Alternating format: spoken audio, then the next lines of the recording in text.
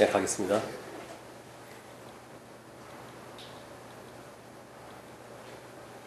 여러분 안녕하십니까? 진단서는 초진 진단서가 있고 추가 진단서가 있는데 그 중에 더 중요한 의미를 갖는 것은 초진 진단서라고 했습니다. 그런데 초진 진단 기간이라는 것은 예컨대 허리를 삐끗해 갖고 3주 진단이 나왔습니다. 그러면 3주 만에 과연 다 낫느냐? 꼭 그런 건 아니죠. 일반적으로는 3주 진단이 3주 정도 치료받으면 낫는다고 봅니다. 근데 낫지 않는 경우도 있어요. 환자 상태에 따라서 달라질 수가 있죠. 따라서 어떤 환자는 3주 진단 받았는데 1주 치료받고 낫는 경우도 있고요. 또 어떤 환자는 3주 진단인데 병원을 몇 달 동안 다녀야 될 수도 있습니다. 그래서 이 진단기간은 전체 평균적으로 봐갖고 요 정도 치료하면 낫는다고 본다라는 그러한 기준에 따라서 진단기간이 정해져 있는 건데요.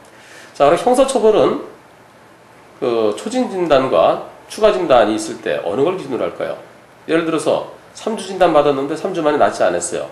나중에 추가 진단이 2주 해갖고서 전체적으로 약 20주 진단이 나왔다 칩시다.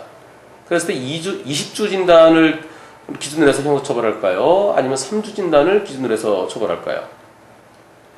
3주 진단을 기준으로 합니다.